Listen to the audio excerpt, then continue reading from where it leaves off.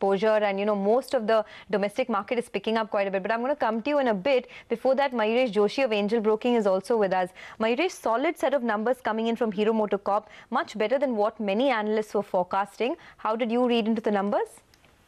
No, it is a solid set of numbers, Sonia. As I see it, the net profit is much higher than what we had estimated. Similarly for the income figure, the volume growth more than less in line with what the estimates were, 16% growth. So largely, I think it's going to be a story in terms of how are they going to maintain their volume going forward. You might have seen a push through happening on the volume front because the festive season was around the corner. But Q3, hence, I think how the volume growth pans out is going to be extremely pertinent. So if they point out to a double-digit volume growth in the coming few quarters, plus maintaining that market leadership share, both in the economy and the executive segment where they are gaining market share, my own sense is that the numbers, then the street will re-rate probably Hero Moto. So I think the need to watch out the management commentary in terms of how the volume growth is expected to go ahead. The management commentary, in fact, is quite good. I mean, at least in the press release, Pawan Munjal says, and I quote, "The second quarter of this fiscal has been a defining phase in the journey of our young brand. The highest ever volume sales during the quarter is a reiteration of the overwhelming customer preference of our products, and the launch of the Splendor iSmart and a couple of other launches is what has really boosted sentiment in this particular segment as well. The domestic market has seen a revival in the past 2 quarters due to above average monsoons and positive consumer sentiment, and the trend will continue, likely to result in double-digit growth for the industry this year." So Pawan Munjal is talking about a double-digit growth for the two-wheeler industry by the end of the year and reiterating that sort of guidance. On the stock, how are you positioned, Mayuresh? Because it's already up about 25-26% this year. Do you see more upside post these numbers? So yeah, the numbers were good, Sonia.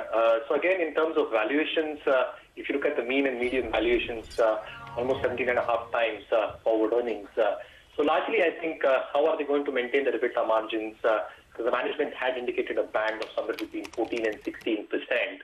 And as you're pointing out, if they're pointing out to a double-digit volume growth, my own sense is that it would be a mix through the executive segment as well as the new scooter launches which have come through and which have got accepted pretty well. Secondly, I think one should also understand that the input costs are going up slowly. So I think they need to also have demand realizations pick up in terms of volumes. That leverage picks up, the average selling price across their categories picks up.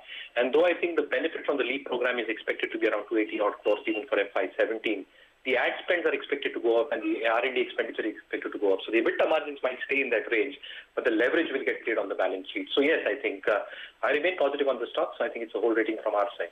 Okay, so both Mayuresh and Prakash Diwan remain positive on the stock. Prakash, before we wind down, between Hero and Bajaj, I mean, Bajaj hasn't reported numbers yet, but do you see Hero continue to have a leg up purely because of its domestic focus? Actually, the leg up continues, and not just the domestic focus. Yes, that's been a big issue for Bajaj, I'm sure.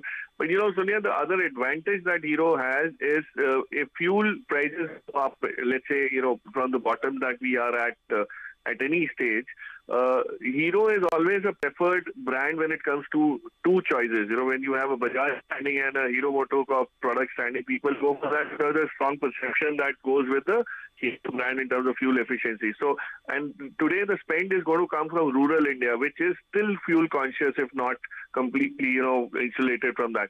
So my sense is Hero does have that advantage. You will see a marked improvement in market share in the next 6 months post the festive season. So I'll definitely go in for with Hero.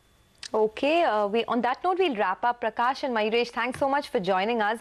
So the sum and substance is that there are no complaints at all with these numbers. On all fronts, the numbers are much better than expected, and it justifies the kind of premium that the stock is trading at. I don't want to jump the gun, but very quickly, Sonia, do you think with the festive season, with auto sales picking up, being better than what we would have expected over the last couple of months, would the next quarter or the coming quarter be even better?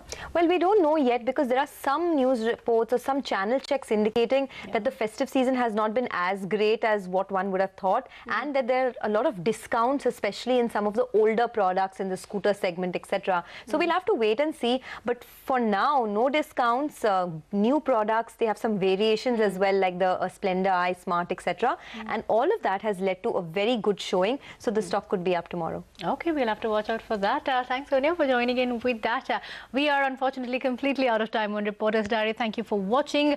And of course, the big breaking story has to be Cyrus Mistri's scathing letter. We will keep getting you reactions, comments, and more developments, including exclusive scoops and news breaks through the day. Stay tuned to CNBC TV 18 for everything you need to know about the biggest boardroom battle in a decade. Thanks for watching.